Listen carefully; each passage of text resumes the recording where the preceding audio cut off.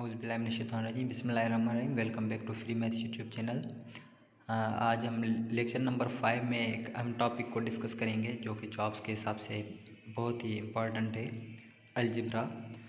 तो सबसे पहले अलजेब्रा क्या होता है। अलजेब्रा सिंपल है कि आप अलजेब्रा का मतलब ये होता है कि एडिशन, सब्ट्रैक्शन, मल्टीप्लिकेशन और डिवीजन, यही अलजेब्रा है बेसिक की अगर हम बात करें तो सबसे पहले हम क्या करेंगे कि अलजेब्रा से रिलेटेड कुछ जो है ना उसमें डेफिनेशन से उसको क्लियर कर लेते हैं कि सबसे पहले एक्सप्रेशन और इक्वेशन में क्या फ़र्क है, वो हम थोड़ा सा उसको डिफाइन कर लेते हैं कि एक एक्सप्रेशन है और दूसरी इक्वेशन है। ये आप याद कर लें कि इनमें फ़र्क क्या है। कि एक्सप्रेशन और इक्वेशन में फ़र्क ये है कि एक्सप्रेशन में इज इक्वल टू की साइन याद करने की नहीं होती और इक्वेशन में सिंपल इज इक्वल टू की साइन मौजूद होती है। तो फिर इसको हम इक्वेशन कहेंगे और इसको एक्सप्रेशन कहेंगे। मिसाल के तौर पे मैं अगर यहाँ पे लिख देता हूँ, अगर मैं सिंपल आपको समझाना चाहूँ कि 2 + 3 यहाँ पे मैंने लिख दिया है, ठीक है, और यहाँ पे मैंने लिख दिया है कि 2 + 3 = 2, ठीक है, यहाँ पे मैं लिखता हूँ 5, सही है। तो ये अब आपके पास इक्वेशन और ये आपके पास क्या है, एक्सप्रेशन है। चलिए इसको और भी थोड़ा सादा कर लेते हैं। अगर मैं यहाँ पे लिखता हूँ कि 2x + 5, सही है, और यहाँ पे मैं लिखता हूँ 2x + 5 = 9 के बराबर है, तो देखें ये एक्सप्रेशन है और ये आपके पास क्या है, इक्वेशन है। तो अब हम एक्सप्रेशन को डिफाइन करने वाले हैं और इक्वेशन को थोड़ा सा डीपली के। सबसे पहले हमारे पास होता है कि वेरिएबल क्या होते हैं। तो वेरिएबल बहुत ही अहम है। आप समझ जाएं कि वेरिएबल का मतलब ये होता है कि अगर हम अल्फ़ाबेट में से मिसाल के तौर पे हमारे पास जितनी भी अल्फ़ाबेट इंग्लिश की है उसमें से ABCD अप टू Z, अगर कोई भी हम एक अल्फ़ाबेट यूज़ कर लें, किसी भी नंबर की जगह पे यूज़ करते हैं तो उसको हम वेरिएबल कहते हैं, ठीक है। याद कर लें कि मिसाल के तौर पे मैंने यहाँ पे कुछ सेब खरीदने हैं, मिसाल में सेब कुछ ख़रीद करने, तो मैं यहाँ पे लिख देता हूँ कि एप्पल्स जो मैंने ख़रीद किए हैं, मुझे पता नहीं है, मैं कह रहा हूँ कि कुछ एप्पल्स मैंने ख़रीद किए हैं, तो मैं यहाँ पे लिख देता हूँ कि X एप्पल्स, ठीक है, मैंने कितने X एप्पल्स ख़रीद किए हैं।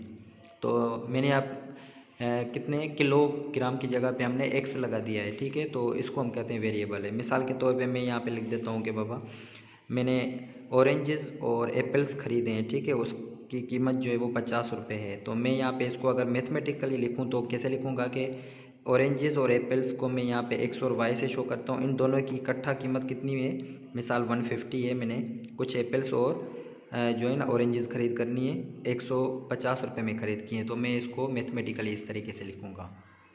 आप कोई भी वेरिएबल ले सकते हैं, तो इसको हम कहते हैं कि ये आपका क्या है, वेरिएबल है, ठीक है। मैं अगर यहाँ पे लिखता हूँ कि 2x, ठीक है, और +5 है, इसमें से आप वेरिएबल ढूंढें तो वेरिएबल इसमें क्या है, कौन सा है आपके पास, वेरिएबल आपके पास होगा ये x वेरिएबल है, ठीक है, ये इसमें x वेरिएबल यूज़ किया हुआ है। अच्छा, वेरिएबल के बाद फिर आपके पास क्या होता है कि वेरिएबल के बाद है आपके पास कांस्टेंट है। तो वेरिएबल और कांस्टेंट दो अलग चीज़ें हैं। कांस्टेंट का मतलब क्या होता है कि एक फिक्स्ड जो वैल्यू होती है उसको हम कांस्टेंट कहते हैं, फिक्स्ड वैल्यू, ठीक है।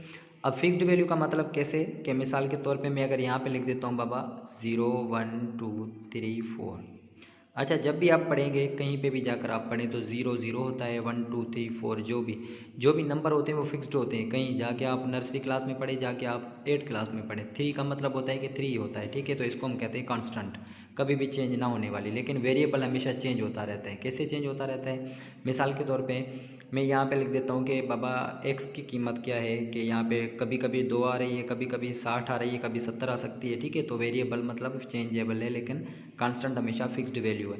अब फिक्स्ड वैल्यू में कांस्टेंट में मिसाल के तौर पे दे देता हूँ कि पाई की वैल्यू होती है, ठीक है, 22/7, ये फिक्स्ड वैल्यू है। अच्छा, ग्रेविटी की वैल्यू क्या होती है, 9.8 मीटर/सेकंड², ठीक है, ये आपके पास क्या है कि ये एक कांस्टेंट वैल्यूज़ हैं, ये आप याद कर लें, सही है, कांस्टेंट इसको कहते हैं। अच्छा, उसके बाद फिर क्या होता है कि कोएफिशिएंट होता है। तो कोएफिशिएंट का मतलब क्या होता है, कोएफिशिएंट का मतलब ये होता है कि याद कर लें कि कांस्टेंट ये होता है, ठीक है, कांस्टेंट मल्टीप्लाइड विथ वेरिएबल, अगर ऐसा कांस्टेंट जो वेरिएबल के साथ मल्टीप्लाई हो रहा हो तो उसको हम क्या कहते हैं, उसका कोएफिशिएंट कहते हैं। जैसे मैंने ऊपर ये एग्जांपल लिखा हुआ है, मैं अगर यहाँ से कहता हूँ कि 2x + 5 है, इसमें से आप क्या फाइंड करें कि वेरिएबल कौन सा है, ठीक है, बताएं। उसके बाद फिर मैं अगर कांस्टेंट की बात करता हूँ तो कौन सा है, और उसके बाद कोएफिशिएंट की बात करता हूँ तो वो कौन सा है, आपने बताना है। ठीक है, तो मैं यहाँ पे लिख देता हूँ कि बाबा वेरिएबल क्या है आपके पास। इसमें देखें कि ये अल्फ़ाबेट कौन सा यूज़ किया हुआ है, एक्स, इसका मतलब वेरिएबल एक्स है।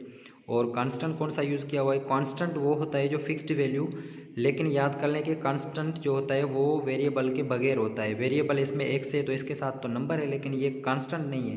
कांस्टेंट सिर्फ ये होगा 5। ठीक है, तो यहाँ पे मैं 5 लिख देता हूँ।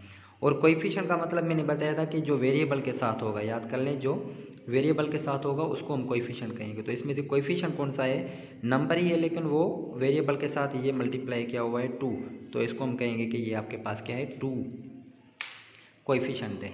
अच्छा, मैं दूसरा एग्जांपल लिख देता हूँ, 2xy प्लस 9y² प्लस 3।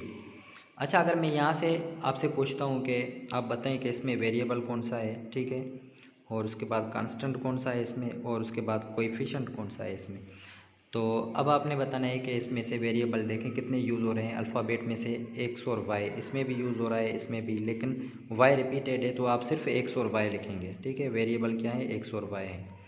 अच्छा, उसके बाद कांस्टेंट कौन से हैं, जो वेरिएबल के बगैर होंगे। देखिए ये नंबर है, ये भी नंबर है, लेकिन ये वेरिएबल के साथ है, ये वेरिएबल के बगैर है, तो ये कांस्टेंट है आपका 3। उसके बाद कोएफिशिएंट क्या है कि जो भी वेरिएबल के साथ जितने वेरिएबल होंगे यूज़ किए होंगे उतने कोएफिशिएंट होंगे, ये याद कर लें।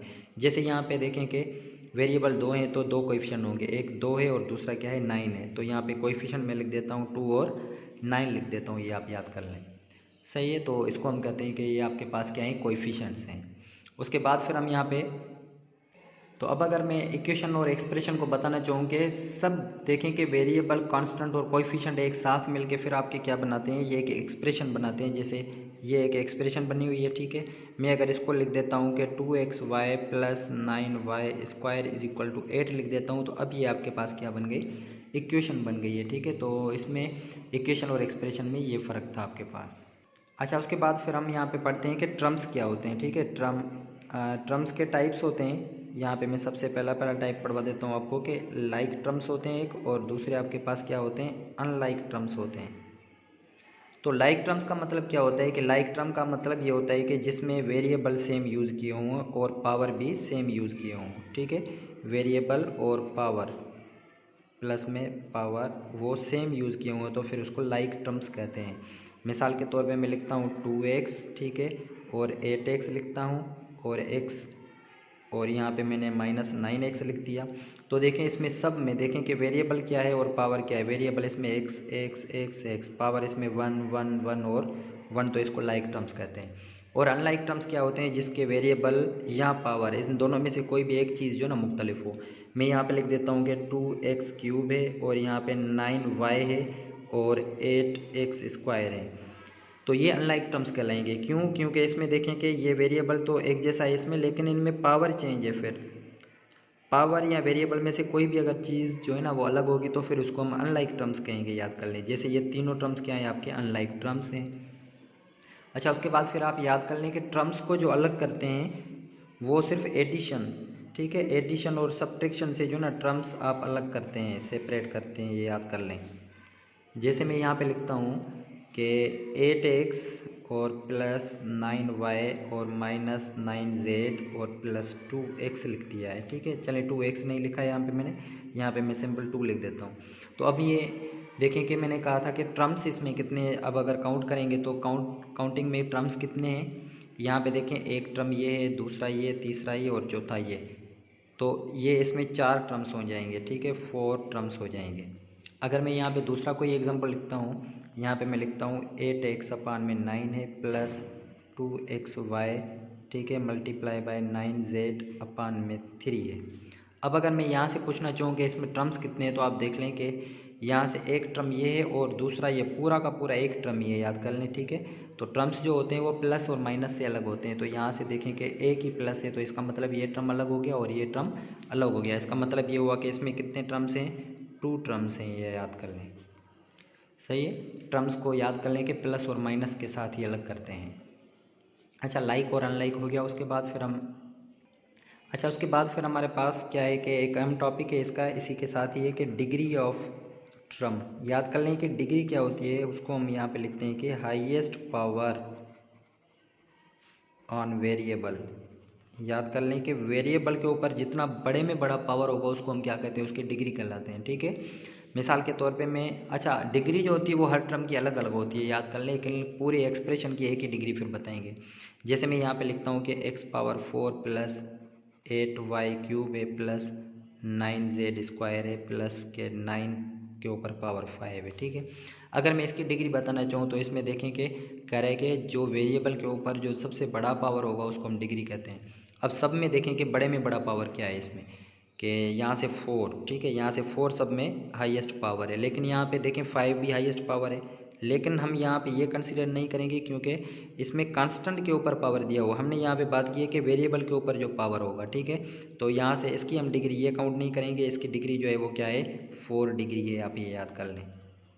ठीक है, अच्छा अगर मैं यहाँ पे दूसरा कोई एग्जांपल लिख दूँ, यहाँ पे लिख देता हूँ कि x³ y² प्लस 9z⁴ है। अगर मैं इसकी डिग्री फाइंड करना चाहूँ तो याद कर लें कि z के ऊपर तो पावर 4 है, लेकिन अब ये एक टर्म ही है, तो एक टर्म की अगर हम मिला के डिग्री बताएंगे तो फिर इन दोनों का पावर एक साथ जोड़ जमा करके फिर हम बताएंगे। ठीक है, यहाँ 3 और 2 कितने हो जाएंगे, 5। इसका मतलब कि इसमें 5 डिग्री है और इसमें क्या है, 4 है, तो हाईएस्ट पावर क्या है, 5 है, तो इसकी डिग्री क्या हो जाएगी, 5 डिग्री हो जाएगी। ठीक है, आप ये याद कर लें। अच्छा, अब अलजेब्रा में हम एडिशन सब्ट्रैक्शन भी कर सकते हैं, तो उसके लिए कंडीशन याद कर लें क्या है, एडिशन और सब्ट्रैक्शन तब पॉसिबल है जब ये लाइक टर्म्स होंगे तो। ठीक है, लाइक टर्म्स होंगे तो फिर ये पॉसिबल है कि हम एडिशन भी कर सकते हैं, सब्ट्रैक्शन भी कर सकते हैं। मिसाल के तौर पे मैं यहाँ पे लिख देता हूँ कि 2x plus 9x plus 8x plus 10x। अब देखें कि सारे के सारे क्या हैं, लाइक टर्म्स हैं, वेरिएबल भी सेम है और इसके ऊपर पावर भी एक ही है। ठीक है, तो फिर हम इसको ऐड और सब्ट्रैक्ट कर सकते हैं, तो सबको जमा करेंगे, 2 9 11 हो जाएंगे, 11 और 10 कितने, 21 हो जाएंगे, 29 हो जाएंगे। इसका मतलब कि 29 किसके हो गए, एक्स के। याद कर लें, जब भी एडिशन करते हैं तो एडिशन में सिर्फ हम क्या करते हैं कि कोएफिशिएंट्स को जमा करते हैं। ठीक है, ऐड कोएफिशिएंट्स बस, और हम कोएफिशिएंट्स पढ़ के आए कि कोएफिशिएंट्स क्या होते हैं, इनके आगे वाले जितने भी कांस्टेंट होंगे वो कोएफिशिएंट होते हैं, उनको ऐड हम करेंगे, तो 29 और एक्स अकेला ही रखेंगे। ठीक है, कभी कभी ऐसे भी कर लेते हैं बच्चे के, जब इनको जमा करते हैं तो 29 एक्स के ऊपर पावर 1 2 3 4 दे देते हैं। ठीक है, तो ये आंसर गलत है, याद कर लें, इसका 29 एक्स होगा क्योंकि इसके सिर्फ कोएफिशिएंट्स को जमा करेंगे। चलिए ठीक है, मिसाल के तौर पे मैं यहाँ पे लिख देता हूँ कि 9x² है। ठीक है, माइनस के यहाँ पे लिखता हूँ 9x² है। ठीक है, और प्लस के 8x² है और माइनस के 3x² है। अब देखें कि लाइक टर्म्स हैं तो इसको ऐड सब्ट्रैक्ट कर सकते हैं, तो जब भी याद कर लें कि लाइक टर्म्स होंगे तो उनका जब कोएफिशिएंट सेम होगा लेकिन निशानी चेंज होगी तो फिर वो कट जाएंगे। जैसे यहाँ पे प्लस का है, ये माइनस का, ये दोनों एक जैसे ही कट जाएंगे। 8x में से माइनस के 3x² गए, बाकी आपके कितने बच जाएंगे, 5x² बच जाएंगे। ठीक है, तो इसको हम एडिशन कहते हैं। एडिशन के में सिर्फ आप याद कर लें कि इसके कोएफिशिएंट्स को जमा करते हैं। ठीक है, इसी के साथ हम सब्ट्रैक्शन जब करते हैं तो सब्ट्रैक्शन में सेम कोएफिशिएंट सब्ट्रैक्ट करते हैं, लेकिन थोड़ा सा यहाँ पे हमारे पास जो मेथड होगा चेंज होगा। मिसाल के तौर पे यहाँ लिख देता हूँ। अच्छा, एडिशन के लिए अगर यहाँ पे कोई कह रहा है कि 9x प्लस 8y को आप जमा करके दिखाएं तो आप याद कर लें कि उसको आप कहेंगे कि यही आपका आंसर है। ठीक है, इसको आप मज़ीद एडिशन नहीं कर सकते क्योंकि ये अनलाइक टर्म्स हैं, तो अनलाइक टर्म्स की याद कर लें, एडिशन पॉसिबल नहीं है, वो सेम ही रहेंगे। अच्छा, उसके बाद मैं यहाँ पे लिखता हूँ कि इसमें कह रहा है कि सब्ट्रैक्ट करें किसको, 8x फ्राम 5x। तो याद कर लें कि सब्ट्रैक्शन में थोड़ा सा यहाँ पे हमारे पास जो है ना मेथड चेंज है कि जिसमें से सब्ट्रैक्ट 5 में से 8x को सब्ट्रैक्ट कर रहे हैं तो आप याद कर लें 5x, जिसमें से जो सब्ट्रैक्ट कर रहे हैं 5x में सब्ट्रैक्ट कर रहे हैं तो वो ऊपर रखेंगे और 8x आप क्या करेंगे, यहाँ पे इसके नीचे रख देंगे। उसके बाद फिर हम क्या करेंगे, ये नीचे वाली निशानी हम इसकी चेंज कर देंगे, ये प्लस का है ऑलरेडी तो यहाँ पे हम माइनस लगा देंगे और फिर इसको सॉल्व करेंगे। ठीक है, तो यहाँ से देखें कि ये प्लस के 5 हैं और माइनस के 8, तो माइनस के कितने बच जाएंगे, 3x बच जाएंगे, ये आप याद कर लें। तो सब्ट्रैक्शन में आप निशानी चेंज करते हैं। मैं अगर यहाँ पे एक और सवाल लिख दूँ कि सब्ट्रैक्ट आप क्या करें, 8x प्लस 9y फ्राम, ठीक है, 3x और माइनस के 12y। अगर मैं यहाँ सब्ट्रैक्ट, तो इसमें से ये सब्ट्रैक्ट करना है तो पहले मैं ऊपर ये लिख देता हूँ 3x माइनस 12y, और इसमें से 8x लाइक टर्म्स के नीचे लाइक टर्म, x वाले x के नीचे, y वाले y के नीचे लिखते हैं। ठीक है, अब जब सब्ट्रैक्ट करेंगे तो मैंने आपको बताया था कि इनकी निशानी आप चेंज करेंगे, ये प्लस का है तो माइनस का कर दें और प्लस का है तो माइनस का कर दें, ठीक है। अब आप देखेंगे 3x की निशानी कोई भी नहीं है तो आप याद कर लें ये प्लस का है, ठीक है। तो प्लस के 3x और माइनस के 8x। अच्छा, प्लस और माइनस में कन्फ्यूजन बच्चों को होती है, मैं आपको बाद में थोड़ा सा बता देता हूँ। लेकिन यहाँ से आंसर क्या आएगा, माइनस के 5x हो जाएंगे। यहाँ दोनों माइनस के हैं तो माइनस के कितने हो जाएंगे, माइनस के 21 हो जाएंगे, ठीक है, 21y हो जाएंगे, ये इसका आंसर है, ठीक है। तो कन्फ्यूजन कैसे होती है बच्चों को, जैसे यहाँ पे लिखते हैं कि -3 और -8 कितने होते हैं, ठीक है। -3 और +8 हो तो कितने होते हैं, +3 और -8 हो तो कितने होते हैं, ठीक है। इस तरीके से कंडीशन होती है, +3 और +8 होते हैं तो क्या आंसर आएगा। तो मैं आपको बता दूं कि आप याद कर लें कि जो भी माइनस में निशानी होती है तो आप याद कर लें कि वो जो होता है वो नुकसान होता है, ठीक है। माइनस हमेशा नुकसान देता है। तो आप ये याद कर लें कि एक बंदा है जिसको इतना नुकसान हुआ है और फिर से इतना ही नुकसान हुआ है, क्योंकि ये देखें कि माइनस है दोनों। इसका मतलब कि अगर एक बंदे को 3 रुपये नुकसान हुआ है और उसी बंदे को फिर से 8 रुपये नुकसान हुआ तो कितना कितना 11 रुपये क्या हो जाएगा, नुकसान हो जाएगा। तो नुकसान की जगह पे हम क्या लगाएंगे, माइनस के 11 लगाएंगे, ठीक है। नुकसान की जगह पे याद कर लें। अच्छा, फिर यहाँ से मैं अगर इसको देख लूँ कि एक बंदा है उसको 3 रुपये नुकसान हुआ था, लेकिन फिर उसी को आगे चल के 8 रुपये, अब प्लस में जब होगा तो आप याद कर लें कि फ़ायदा होगा, ठीक है। कि अगर एक बंदे को 8 रुपये फ़ायदा हुआ है, 3 रुपये नुकसान हुआ है तो कोई मसला नहीं है। 8 रुपये फ़ायदा हुआ था, 3 रुपये नुकसान हुआ था, तो आप क्या करेंगे उसके बाद, अब उसको क्या कि नुकसान इसमें से काट दे, बाकी फ़ायदा ही बचेगा। इसका मतलब कि 5 रुपये बच जाएंगे लेकिन फ़ायदे में ही जाएगा, तो प्लस के 5 बच जाएंगे। इसी तरीके से एक बंदा है उसको 3 रुपये फ़ायदा लेकिन 8 रुपये नुकसान हुआ है। अब नुकसान कितना, 8 रुपये हुआ है, फ़ायदा 3 रुपया, तो लाजमी है कि फ़ायदा जो उसमें चला जाएगा, ठीक है। तो नुकसान ज़्यादा हुआ है तो नुकसान कितना हुआ है, अब यहाँ पे मैं लिखूँगा कि -8 हुआ था, प्लस के 3 फ़ायदा हुआ था, तो इसमें से कुछ काट के बाकी माइनस के 5 बच जाएंगे, ठीक है। अच्छा, यहाँ से देखें कि एक बंदा है जिसको दोनों फ़ायदा हुआ है, ये भी फ़ायदा ये भी फ़ायदा। तो याद कर लें कि जब फ़ायदा होता है तो फिर जमा करके फिर प्लस ही देते हैं क्योंकि प्रॉफिट हो रहा है, ठीक है। तो आप ये याद कर लें, इसमें एडिशन सब्ट्रैक्शन। अच्छा, उसके बाद फिर मैं यहाँ पे थोड़ा सा डीप में नहीं जा रहा, आप याद कर लें थोड़ा सा इसमें मल्टीप्लिकेशन, ठीक है, और डिवीजन के लिए रूल्स बता देता हूँ मैं आपको। मल्टीप्लिकेशन और उसके बाद डिवीजन है कि मल्टीप्लिकेशन और डिवीजन, मल्टीप्लिकेशन में याद कर लें कि जब बेसेस सेम हो, ठीक है, बेसेस जब भी सेम होंगे तो आप याद कर लें पावर्स जो होंगे वो ऐड होंगे। अच्छा, बेस का मतलब क्या होता है, आप इसको वेरिएबल लिख सकते हैं। वेरिएबल जब सेम होंगे तो पावर आप ऐड कर देंगे जब मल्टीप्लाई करेंगे। जैसे मैं यहाँ पे लिखता हूँ 2x को मल्टीप्लाई कर दें 9x स्क्वायर के साथ, तो इनके जो कोएफिशिएंट्स होंगे मल्टीप्लाई होंगे, 2 9 18 हो जाएंगे। और देखें कि ये वेरिएबल या बेस इसको कह सकते हैं कि वेरिएबल में इसका पावर 1 और इसका 2 कितने हो जाएंगे, 3 हो जाएंगे। एक्स का क्या हो जाएगा, क्यूब हो जाएगा, ठीक है। तो ये इसका आंसर। मिसाल के तौर पे मैं अनलाइक टर्म से ले लेता हूँ, ठीक है। 8x ले लिया मल्टीप्लाई बाय 3y ले लिया है, तो आप याद कर लें ये सेम ही रहेंगे, x और y तो सेम रहेंगे लेकिन इनके कोएफिशिएंट्स मल्टीप्लाई होंगे। 3 8 कितने हो जाएंगे, आप याद कर लें 24xy हो जाएंगे। इनके पावर सेम नहीं होंगे क्योंकि वेरिएबल सेम नहीं है, याद कर लें, ठीक है। अच्छा, उसके बाद फिर डिवीजन में क्या होता है कि पावर्स क्या हो जाएंगे, ये पावर्स जो होते हैं वो माइनस होते हैं, याद कर लें, ठीक है। अब जैसे कि मैं यहाँ पे एग्जांपल लिखता हूँ 2x क्यूब है डिवाइडेड बाय, यहाँ पे मैं लिखता हूँ 9x है, तो इसको मैं ऐसे लिखूँ या इसको ऐसे लिख दूँ 2x क्यूब अपान में 9x है। तो देखिए डिवाइड हो रहे हैं तो इसमें पावर क्या हो जाएंगे, 2/9 सेम, 3 में से इसका पावर 1 माइनस कर दें तो x के ऊपर पावर क्या बचेगा, 2 बचेगा, x स्क्वायर बचेगा, ठीक है। बेसिस जब सेम होंगे।